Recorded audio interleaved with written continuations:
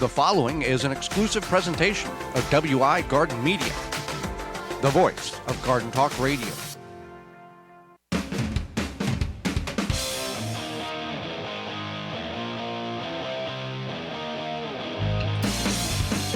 Coming up on the program today, we're going to discuss the world of peppers from mild to super hot, as well as making money off your property.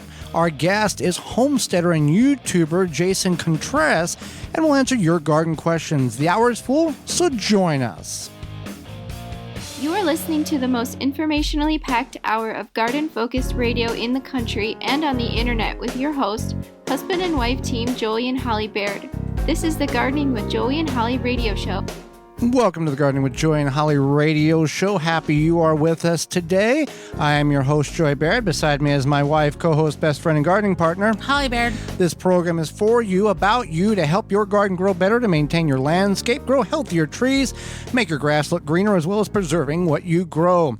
You want to be part of the program in addition to just listening, and we thank you very much for doing that, however you're doing such, whether you're listening to us on one of the 18 AM and FM frequencies broadcasting our program here in 2022, through a radio app, through our parent website, which is under the Season 6 tab, which is the WisconsinVegetableGardener.com, podcast replay, or in-studio video replay. We thank you very much. If you want to be part of the program, you can send us an email to gardentalkradio@gmail.com. That's gardentalkradio@gmail.com. Or if you'd like to give us a call, you can do that on the Proclamation Hotline, brought to you by Proclamation Goods. That number, toll-free, coast to coast, is 1-800-927-SHOW, 1-800-927-7469. Proclamation Goods creates cookware for the eco-conscious home chef. Their pans are non-toxic, have a lifetime warranty, and are made in Wisconsin. Their award-winning stainless steel Proclamation Duo cookware set is a 12-inch skillet and a stock pot that doubles as a wok.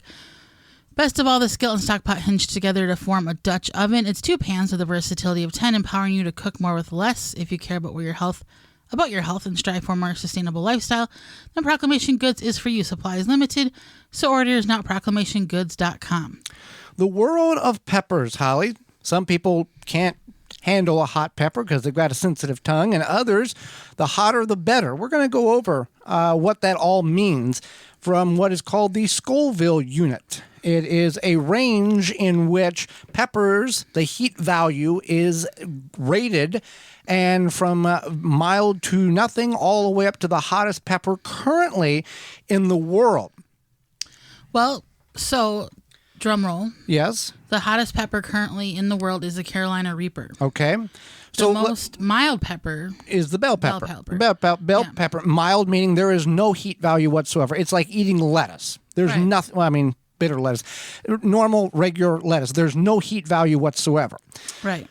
And some people like that. Now, for what do they call them? Pepperheads? Is that what they call? There's competitions online on YouTube to see whom can grow the hottest pepper and who can eat the hottest pepper. And then there's challenges where companies will have covered like chips with the powder of the hottest, and then there's challenges to see how many chips you can eat.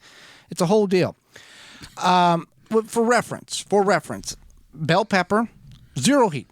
Jalapeno, which is probably, if people say name a hot pepper, jalapeno and cayenne's probably going to be 1, 2, somewhere in that range. Jalapeno is between 2,500 Scoville units and 8,000. The reason for that range is because there is a variation of the heat level in peppers based on how they are grown. It's not just a standard 2,750.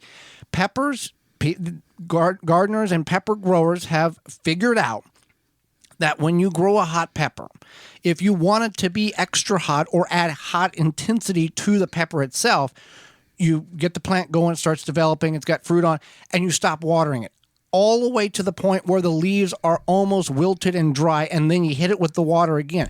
That stresses the plant out to the point where it intensifies the heat of said pepper, and that's why you get a range. Now, there are ways in which you can figure out how hot your pepper is. We're not going to get into that in the scales and all this and send it off places, but 25 to 8,000. And to me, a jalapeno, that is, I got to sit down, that's a little too much.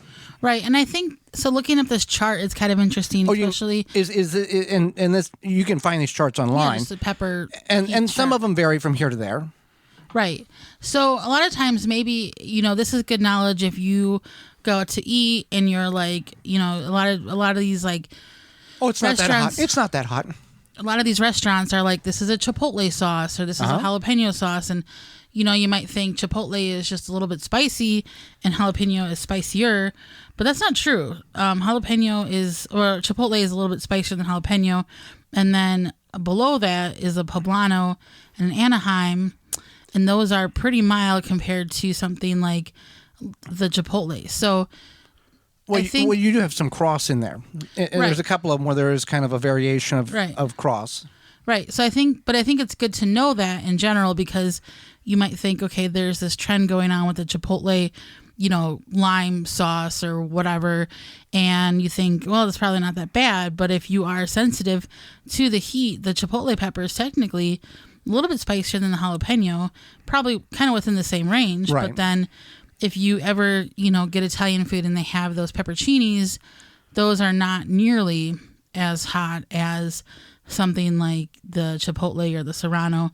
And the cayenne, this kind of threw me off. I thought cayenne was on the same level as a jalapeno, but it's quite up there. It's about 30,000 to 50,000 Scoville units. When we stay in the kind of same range, chipotle and Hungarian, they both range between 5,008 and 5,000 and 10,000.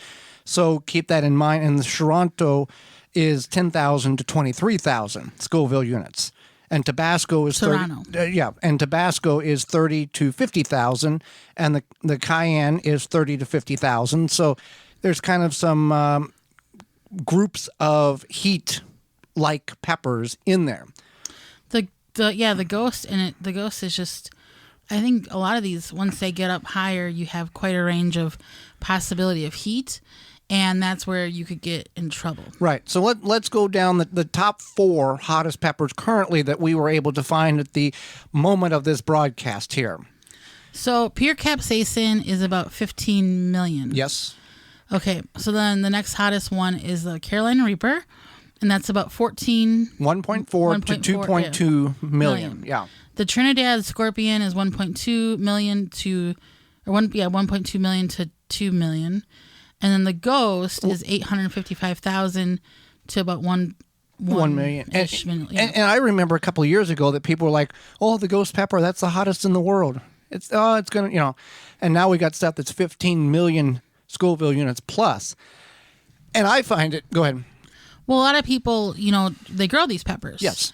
And you can grow these too in your backyard. Absolutely, and they make a whole thing of it. And this is interesting. If I was a hot pepper eater, I could understand the wanting to grow, especially a habanero, maybe a ghost pepper.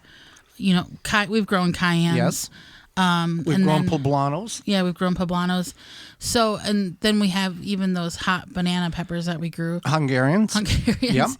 And those are hotter than the chipotle. So, and I would take a look at this. Fun fact: a Hungarian sweet and Hungarian hot, same looking pepper until you eat it. Yeah. You got to mark your peppers there on that. Because Joey made this pizza. And it was a good pizza. It was a good pizza. And then he's like, I'm gonna put some peppers on there. Okay.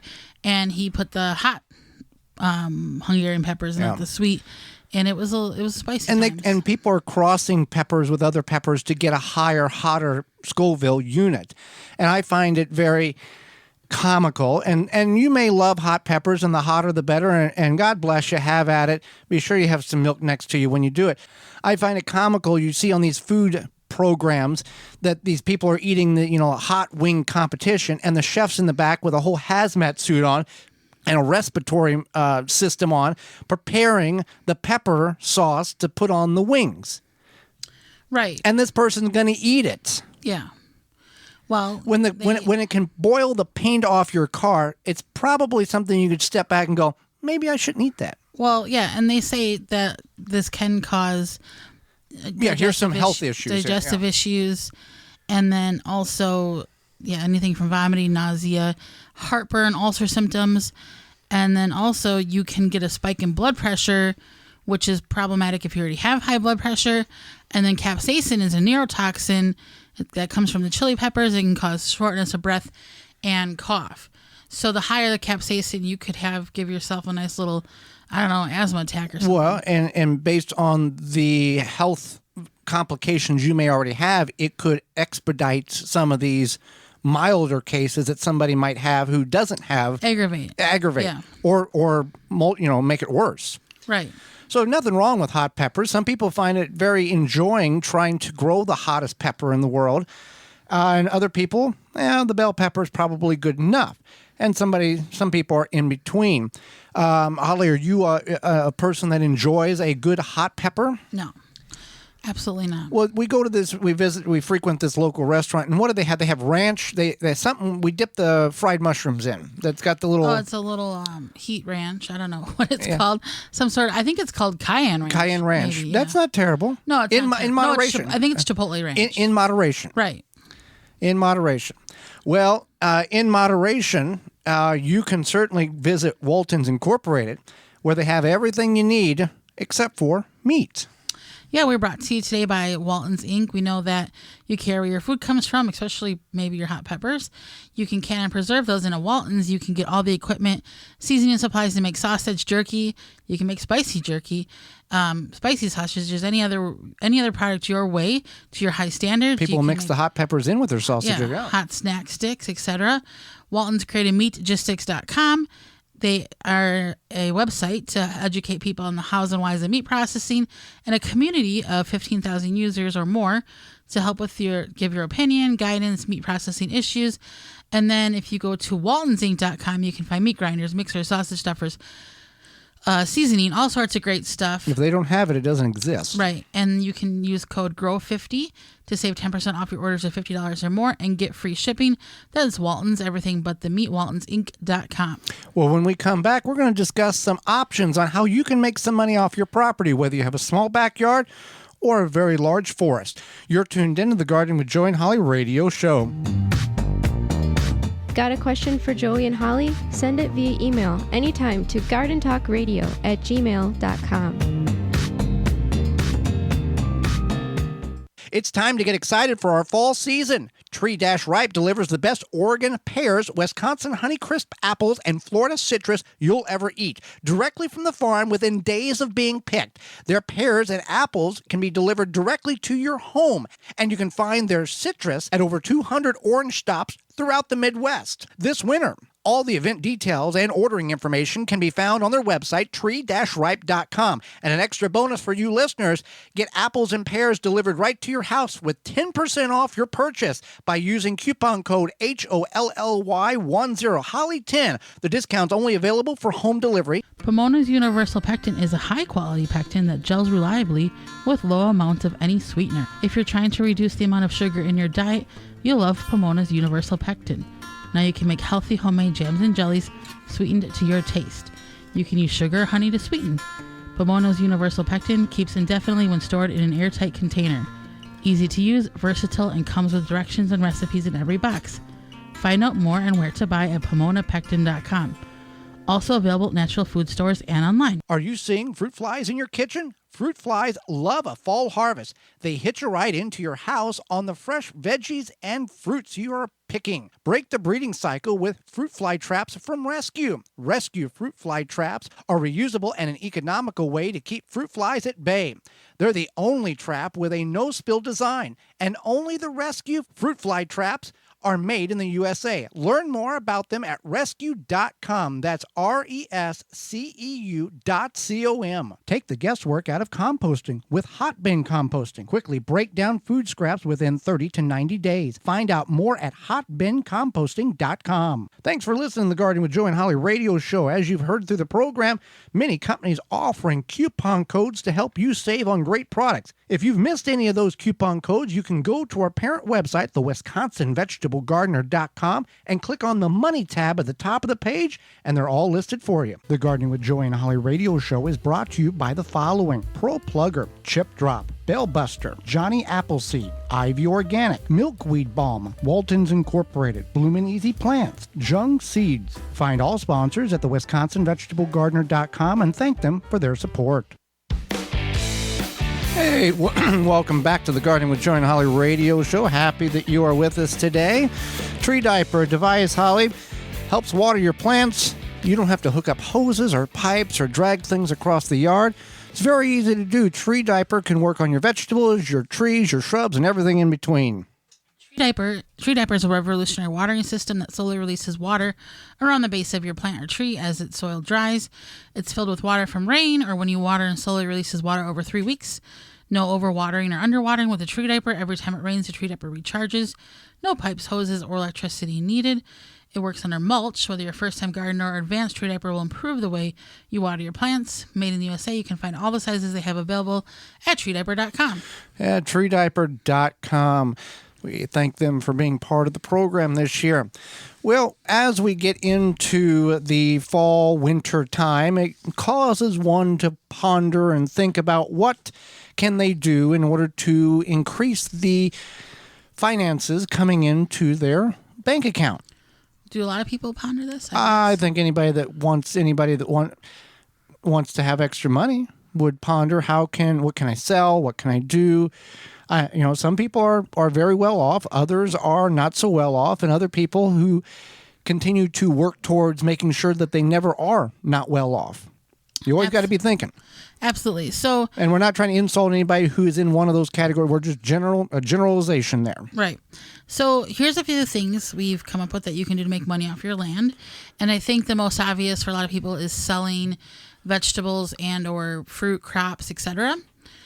And then, well, that can be done in your own backyard, or right. if you have, if you have a community garden, or in the UK an allotment. But there's certain parameters. I think you have to you can't use it as a commercial site. You have to do all this other stuff. But yeah, you can plant a couple of extra plants of this and that, and we've seen this. That you drive down the road and it's like a self-serve stand. You're right. And, you can make, I don't know, $20, $30. People pay. It's amazing whenever people will see, a stand like that along the side of the road. They'll moan and groan and complain at the supermarket. Watermelon's $4. Ooh, that watermelon's $8. Let's get 2 of them. It's true. Yes. But I think it's something about the originality of where that comes. Yep. Where it came from. Not like, the watermelon that you don't know where it came from necessarily. And I think another thing is that there's a convenience factor in a way. A connection, I think, too. Yeah, you don't have to. You are connecting with somebody who's selling this, who grew this, versus maybe not when you go to the grocery store. And then also when you're driving down the road, you might think, oh, well, if I'm hungry for watermelon, I see a watermelon, I'm going to pay $8 for it. Right. Or what have you, yeah. Cucumber. But it's that connection. Yeah. That and people, and we went to a pick your own pumpkin farm, apple farm this past weekend.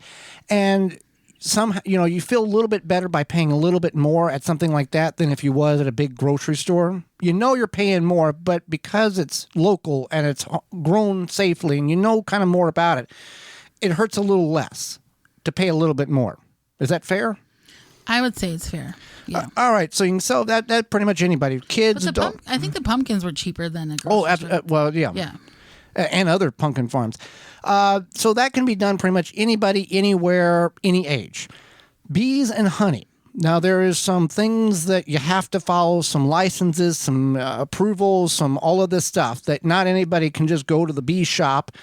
I know that doesn't exist, and buy a hive and put it in their backyard and say, I'm making honey. There are certain, based on your municipality. Now, if you're in the country, do whatever you want. You have to be a certain amount of feet away from right. neighbors, etc. And I'm sure there's some sort of insurance situation. So yeah, this is something that you would have to, if you have land, this is not necessarily a backyard thing. This is something that if you have a larger area of land, you could do. Sell firewood. That is a hot commodity pretty much any time of the year. Winter for heat and summer for camping, based on the rules in your state on how far the wood has to be and can't travel and all this other stuff.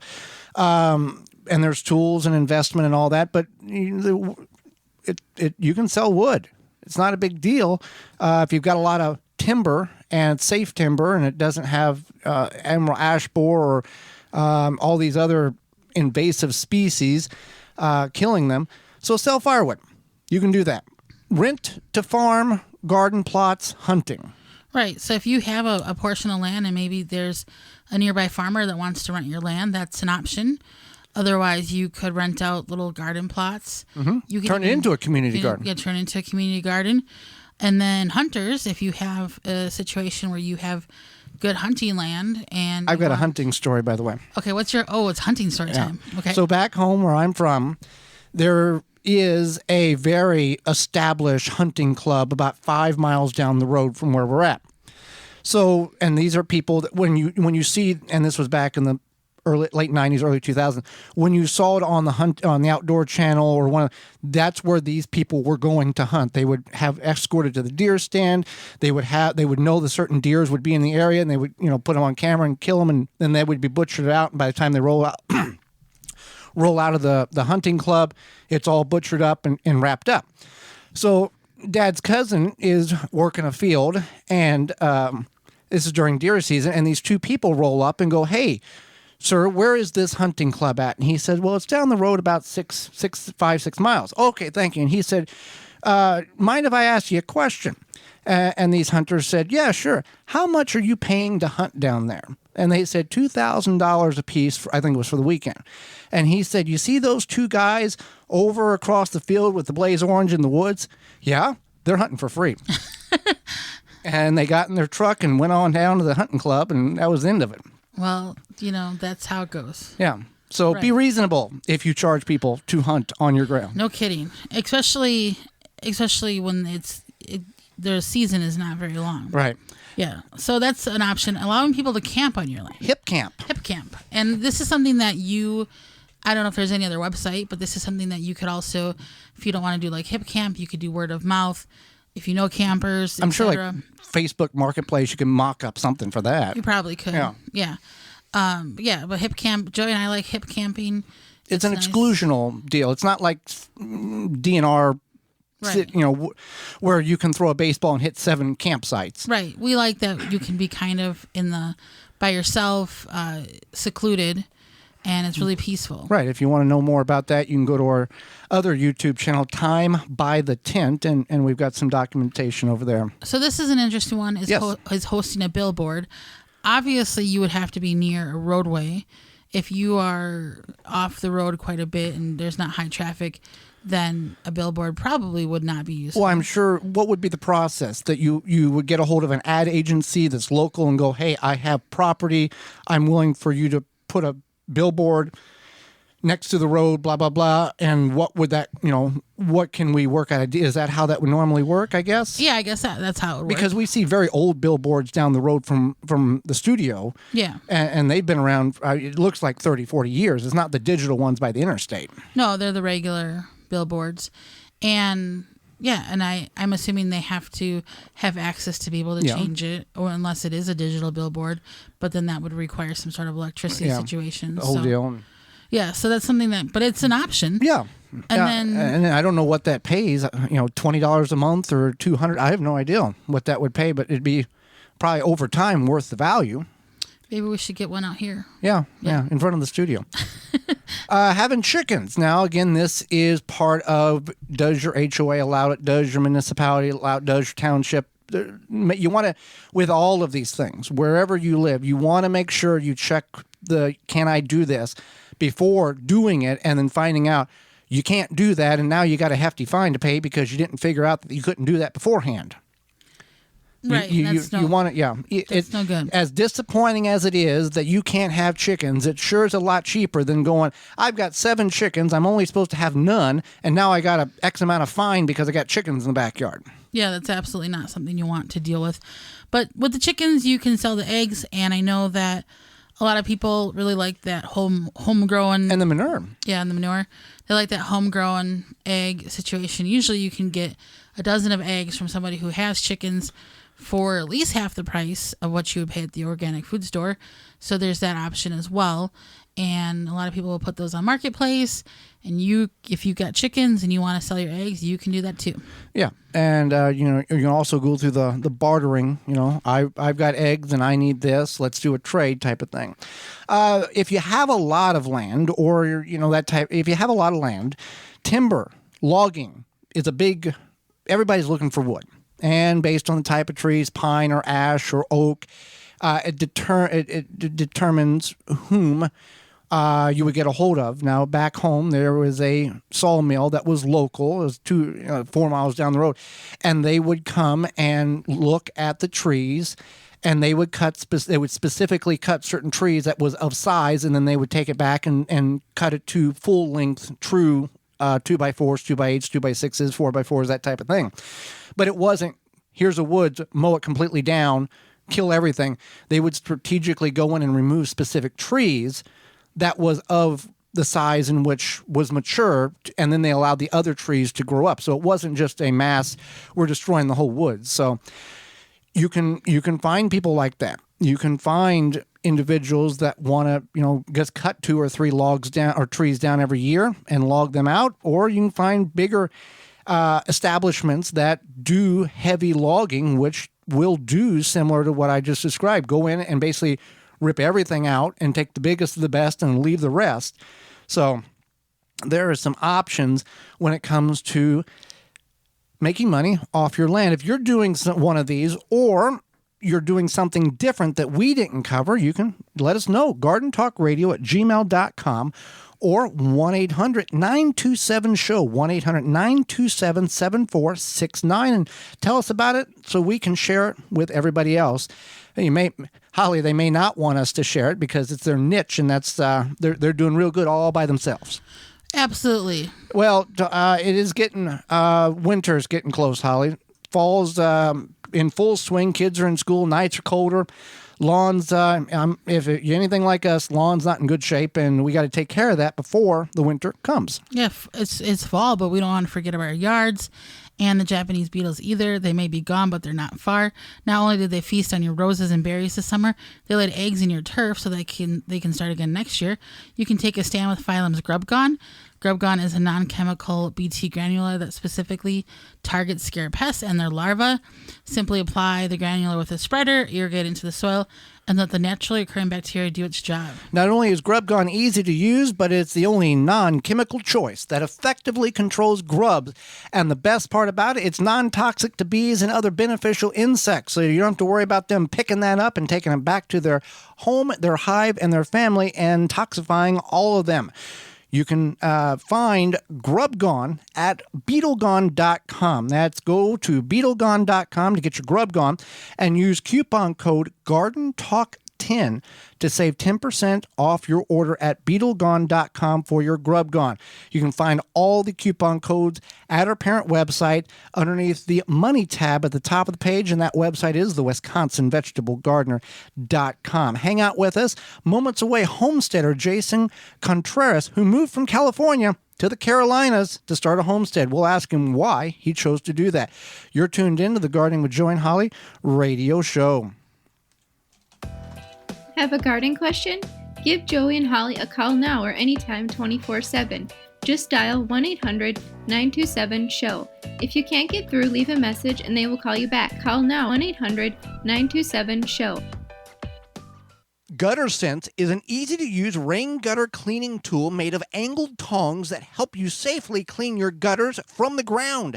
No more ladders needed. Stay safe on the ground. Visit guttersense.com. Do you have nuts or fruit in your yard? A Nut Wizard is a handy, effective tool that will pick up round or oval tree produce quickly and easily, leaving debris behind for a clean harvest. A Nut Wizard tool saves your back and your time. Visit nutwizard.com for more information. This week's garden tip is sponsored by the amazing Dr. Zymes. Eliminate and prevent garden pests with their 100% all-natural, all-in-one insecticide and fungicide. Experience powerful natural protection from insects, fungus, mold, and mildew. Try a free sample. Visit drzymes.com/garden talk. Preventative measures before planting. Before you amend your soil for the season, apply 1 cup of Eliminator to 5 gallons of warm water and spray over the planting area, and then add more water after you apply so the product can penetrate the soil.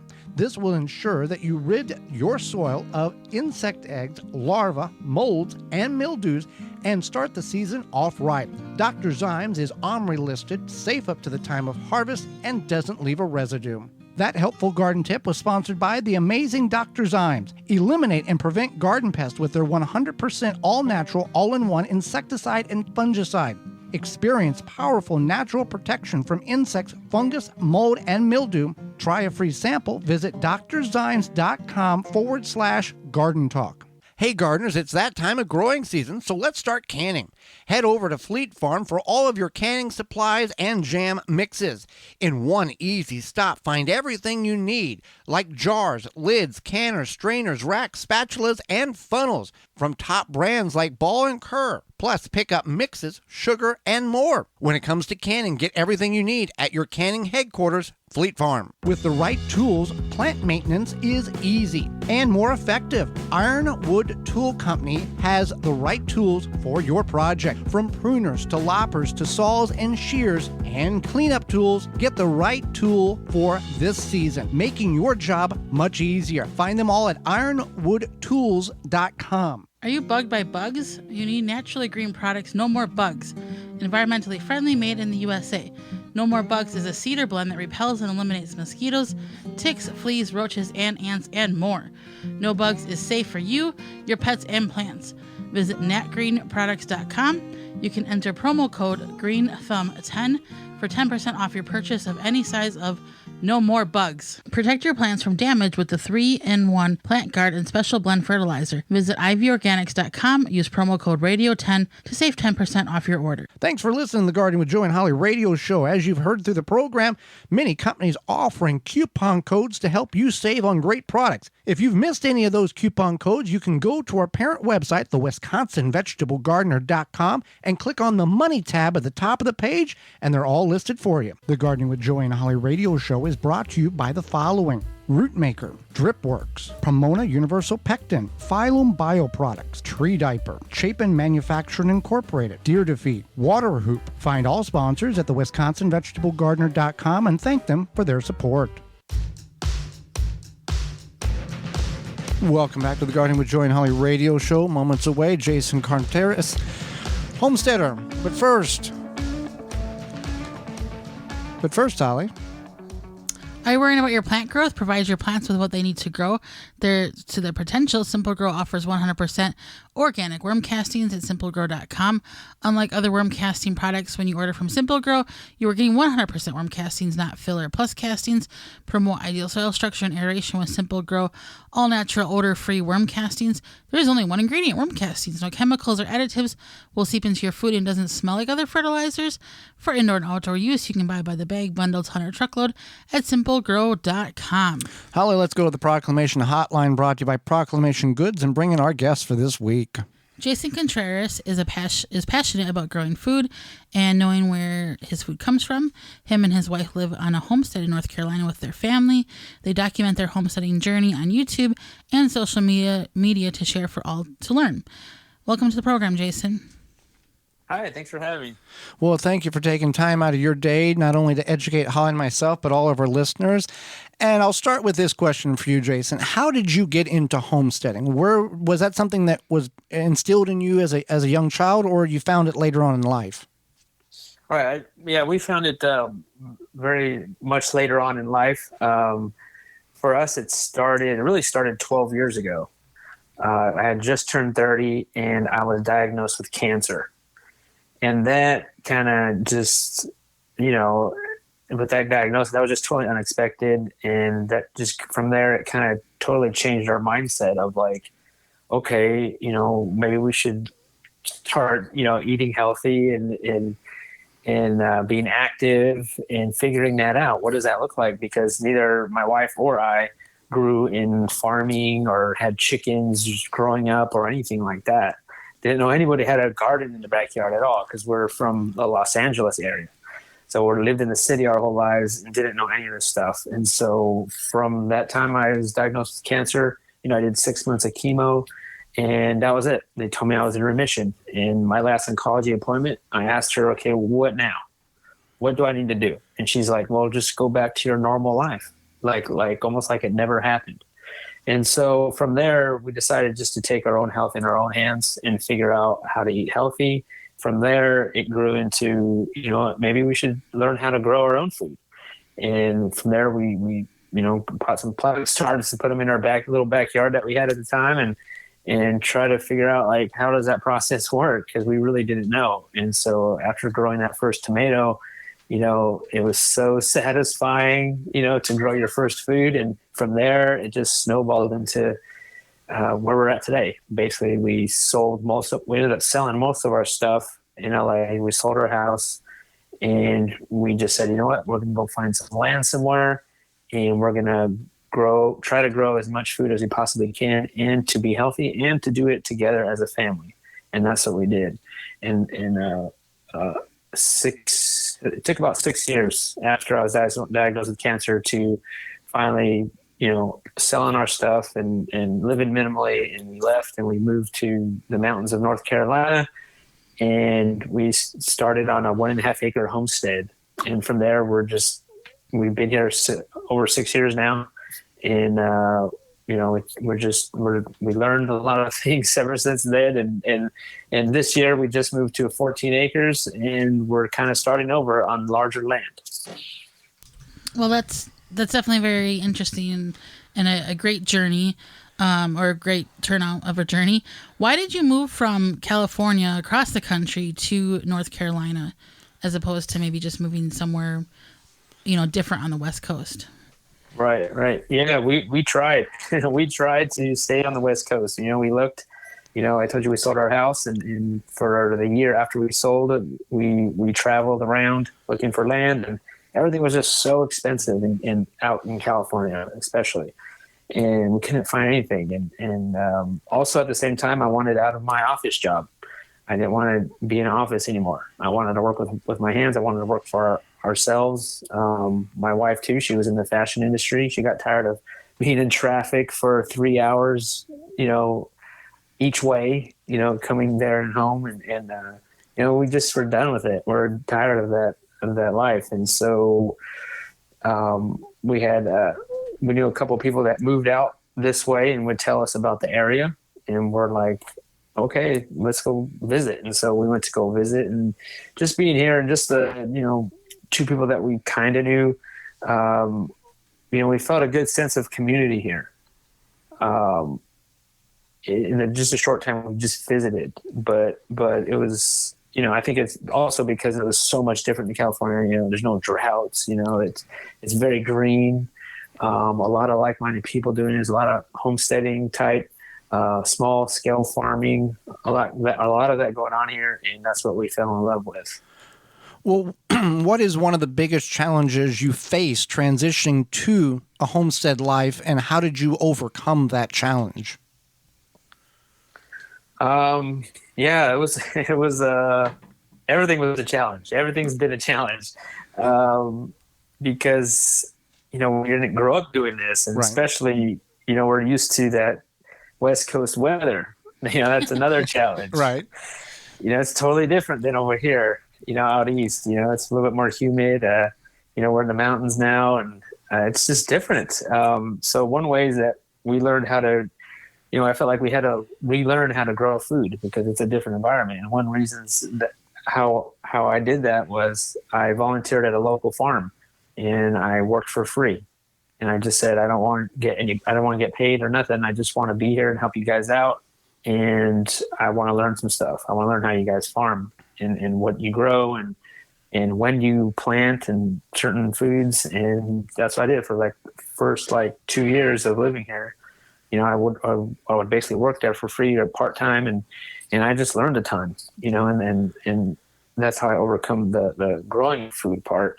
But also, just working the land in general, it was just so difficult. And just by doing the things and meeting our neighbors and meeting people in the community, they've been super helpful of helping us through all that. Also, we wanted to work for ourselves, making a living. That was a challenge too. That's been a challenge because I've always worked for somebody. And it's one of those things where it comes down to how bad do you want this lifestyle? Right. Was I willing to go, deliver pizzas? Was I willing to do certain things just to try to be as mostly home as I possibly could? And and slowly we've been trying to figure it out. And that was one of my goals, is not to go back to an office job, and I've never been back since. Another thing was challenging when we first moved out here, was finding our community. That's huge, like community is important for all of us, because we can't do it all. And when we moved here, we didn't have any family. We didn't really know anybody. And one way we thought, how do we find our community? We don't know the area, everything's new. And so we thought farmers markets, right? Like, let's go to a farmer's market. Those are where our people are, right? Those are the people that are growing food, or we like growing food, and we're going to find some friends there. And that's what we did. We went to every single every time we went to the farmer's market nearby, we went. And even though maybe we didn't buy anything, but we would go and show our face and hang out and shake hands with the local farmers and become friends. And next thing you know, we're getting invited to their potlucks, and we're having our own potlucks, and we're just, creating community that way. And so that was a good way of finding our community, was doing it that. And also, I think it was important to patience, just learn to, I guess, enjoy the process. You got to trust the process. Another challenge was larger animals.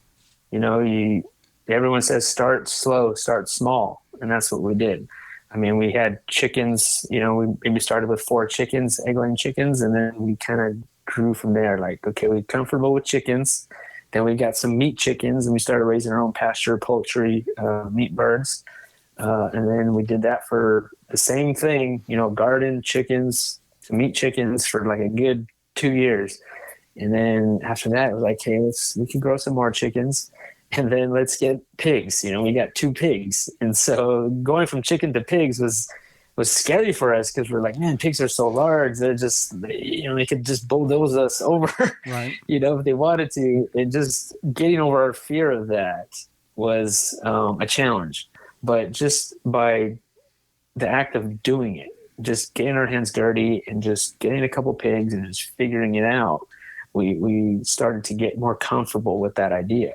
And now we moved on to 2 beef cows, going from pigs to 2 cows, 2 steers that we have now.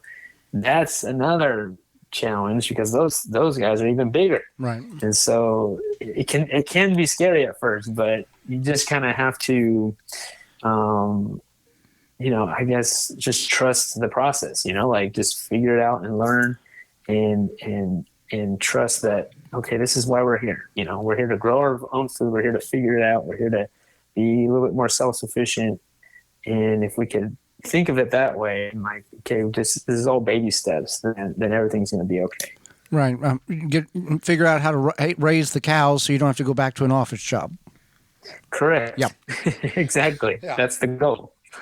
Absolutely. And I think a lot of people undervalue the impact that finding your community and having a community has. And I think a lot of times, because of capitalism, essentially, a lot of us have lost that. And it doesn't even necessarily have to be a homesteading community, just your community in general. And I think it's so beneficial to have that connection, and very, very glad that you found that. So we were talking with Jason Contreras. He's passionate about growing food, homesteading with his family, and has a wonderful YouTube channel. Can you talk about your YouTube channel? What is it, and what kind of great information can people find on it? Yeah, so we have a YouTube channel called Sow the Land. That's SOW the Land. And we started it about 6 years ago, just after we had moved here. And it's really about just sharing our journey of a family moving from LA to the mountains of North Carolina and trying to figure out this lifestyle of homesteading, of farming, and it's just sharing our journey. And whatever it is that we're learning along the way, we're just sharing it on our channel, and hopefully we can inspire other people and also teach other people of how to grow their own food, Not be afraid of change, not be afraid of larger animals, and then, we're sharing our mistakes, and we're saying, hey, we're not perfect. We're just normal, everyday family that's just trying to figure out and trying to live a life that we are proud of. And that's what we share on our channel. And it just kind of grew it's slowly been growing over 6 years, and we're at over 190,000 subscribers. And, we're just keep at it. We're posting maybe at least two videos a week. And, we're just trying to share the journey. Well, with that homesteading going to being a homestead, what are 2 reasons why you would tell people not to start a homestead? Yeah, not to start a homestead. For sure, if your spouse or significant other was not on board. Right. I think both of you guys need to be on board. Like, if you're going to really do this, because this, for us, it wasn't just me who wanted this lifestyle. It wasn't just my wife either. It was both of us. Like, this is both of our dreams. And we both really believe this, that if we both weren't on board, then it wouldn't happen. Like, we wouldn't make this work, because one of us would probably be miserable, honestly, right? Because it's a lot of work, like, we both need to be able, even like our daughter now, like when we first moved here, she was 4, now she's 11. And she's just basically grew up in this lifestyle, and she's all about it too. Like, she really enjoys everything. And so that's super important, I think. For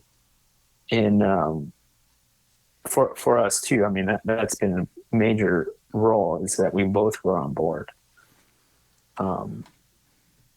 Right. And because if you're pushing one way and they're pushing the other, you're not going to accomplish anything, and somebody's going to get mad, and it's going to be a failure. It's absolutely going to fail.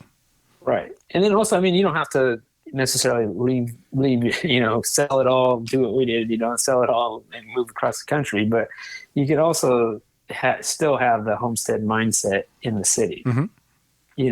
I feel like it's really a mindset. It's not like how much land you have or how many animals you have. It's really, you can be doing it in an apartment, and then that's important to say too, because maybe if the spouse is not on board and you're in the city, I think just by you doing the things, like maybe one person has the homestead mindset and the other one don't, I think they might come around. Right. I think just by you being excited to grow that food and the other person's not, they see your excitement. They're like, okay, I see it. I get it. I think it can be contagious is what I'm saying. Kind of worked for Green Acres. Yeah. So, well, Jason, we greatly appreciate the time you've offered us. Again, how can people find your YouTube channel and your website and follow your journey as being a homesteader moving from California to the hills of Carolina?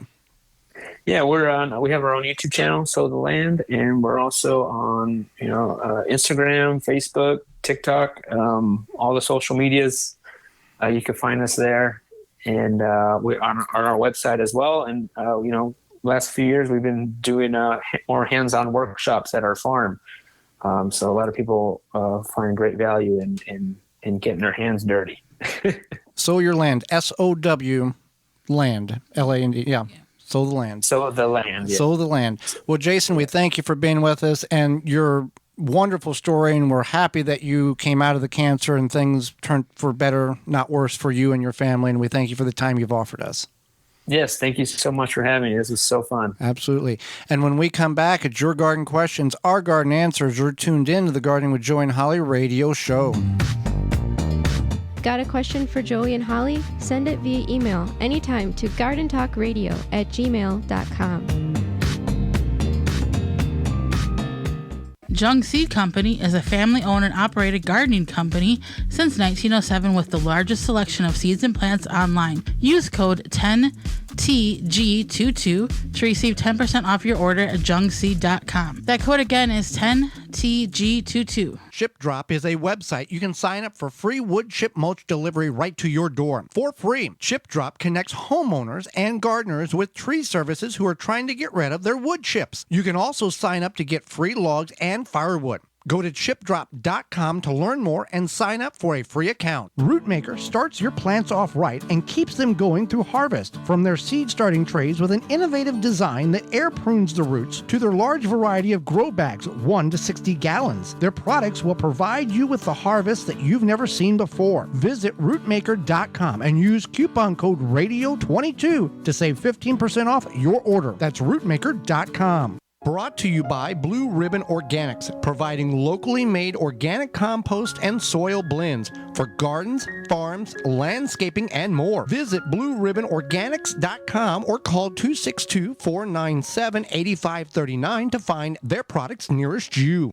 When winter hits with heavy snowfall and frigid temperatures, your outdoor furniture takes a beating. What you need to do is cover it with custom protective covers from coversandall.com. They have a bunch of waterproof, tear, and abrasion-resistant fabrics to choose from, and each cover is made with waterproof stitching. Covers and All has a lot of customization options, incredibly easy design, and order process to make covering any size or shape a snap. Visit coversandall.com and use code GARDEN25 at checkout to save 25% off your purchase. Thanks for listening to the Gardening with Joey and Holly radio show. As you've heard through the program, many companies offering coupon codes to help you save on great products. If you've missed any of those coupon codes, you can go to our parent website, the WisconsinVegetableGardener.com, and click on the Money tab at the top of the page, and they're all listed for you. The Gardening with Joey and Holly radio show is brought to you by the following: Tree Ripe, Covers and All, Ironwood Tool Company, Timber Pro Coatings, Blue Ribbon Organics, Natural Green Products, Algae Men, Dr. Zyme, Happy Leaf LED, Rescue, Big Tool Rack, Hot Bin Composting, Proclamation Goods. Find all sponsors at the WisconsinVegetableGardener.com and thank them for their support. Welcome back to the Gardening with Joey and Holly radio show. Time for your questions, our answers. If you got a question, send it on over. GardenTalkRadio@gmail.com, or give us a call on the Proclamation Hotline, brought to you by Proclamation Goods. That number is 1-800-927-SHOW, 1-800-927-7469. Proclamation Goods creates cookware for the eco-conscious home chef. Their pans are non-toxic, have a lifetime warranty, and are made in Wisconsin. Their award-winning stainless steel Proclamation Duo cookware set is a 12-inch skillet and a stock pot that doubles as a wok. Best of all, the skillet and stock pot hinge together to form a Dutch oven. It's 2 pans with the versatility of 10, empowering you to cook more with less. If you care about your health and strive for a more sustainable lifestyle, then Proclamation Goods is for you. Supplies limited, so order yours now at proclamationgoods.com. All right, this question is brought to you by Fleet Farm and fleetfarm.com. Holly, can I use maple leaves in my garden for mulch as they fall from the tree, even though they are covered with spots? The maple leaf spot disease, I believe, is what you call it. It's called maple leaf tar. Maple leaf tar, okay. Yeah, you can use them as you would any other leaves. They will not carry over to your garden, affect the plants. They won't affect your soil. It's perfectly fine.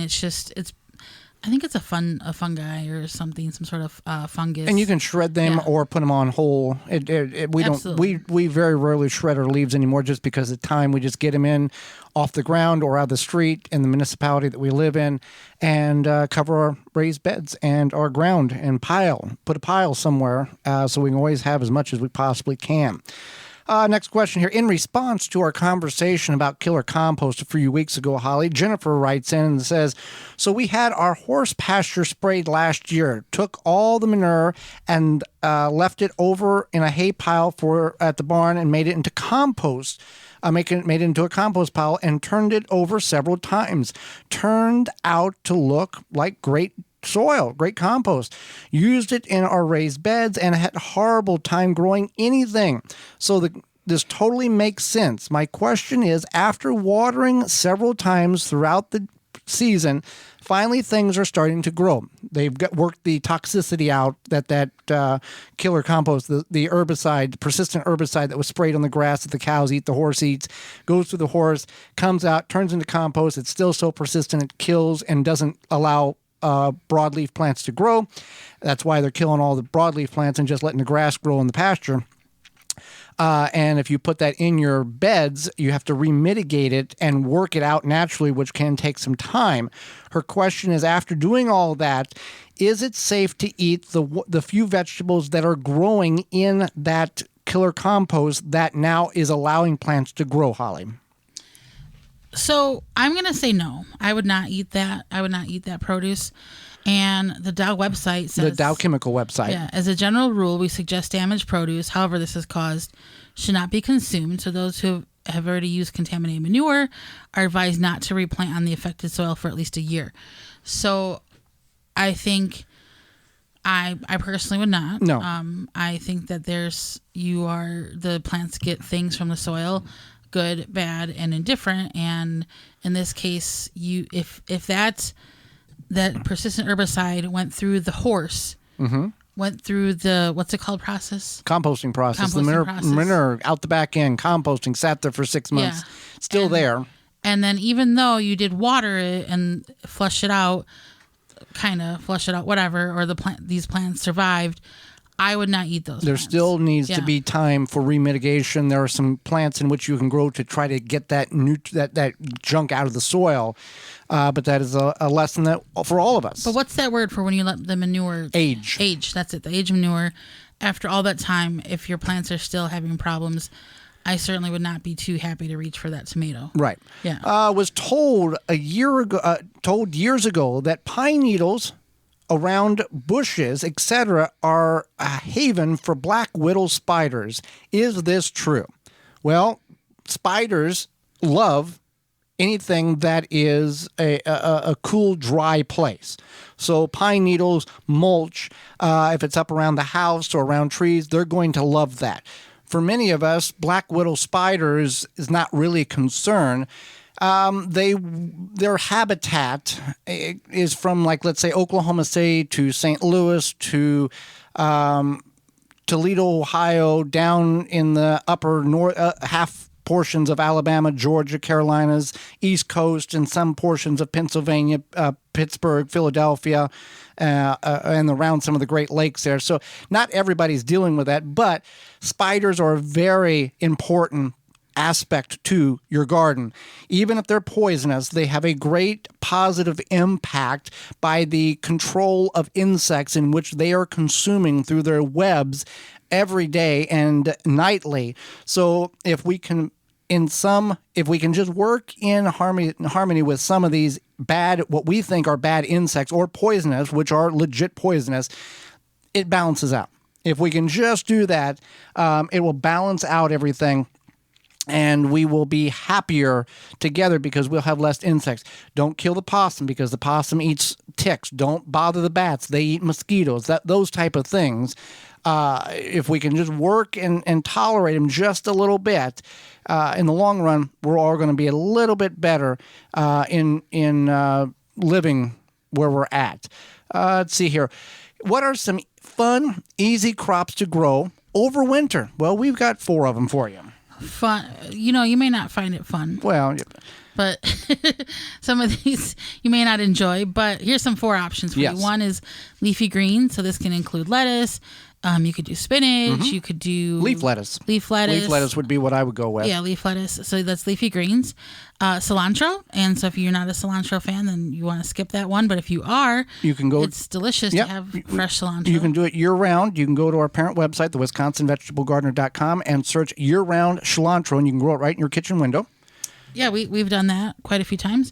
And then Tiny Tim tomatoes. Is it Tiny Tim? Yep. Yeah, ours is going on a year and a half old, growing indoors under the Happy Leaf LED grow light. You can use coupon code Joey Holly to save 10% on your order of $90 or more and get you a Happy Leaf LED grow light made in America that will last probably longer than you will. And then green beans. Green beans might be a little more of a challenge than anything, but green beans can be done. So with that being said, Holly, we are out of time, and we thank you for yours. Did you miss any portion of the program today or would like to revisit it? You can certainly do that by going to our parent website or clicking on the Season 6 tab at the top of the WisconsinVegetableGardener.com website. or sending us an email at gardentalkradio@gmail.com. And we'll send you a link to this program or past programs, and we've done that. And we thank you for those of you who missed and want to catch up. Tune in next week to the program. We're wrapping up the season, Holly. We got 2 more shows left, 2 or 3 more, something like that. Yeah. 2 more shows left. Tune in next week to the program. We're going to be talking about permaculture and organic DIY self-care. Our guest is Baker. We're going to talk about sourdough and making bread with Hannah Cruz. Will be with us, our guest, and we'll answer your garden questions. So until next week, for Holly Baird, I'm Joy Baird, and we will see you in the garden.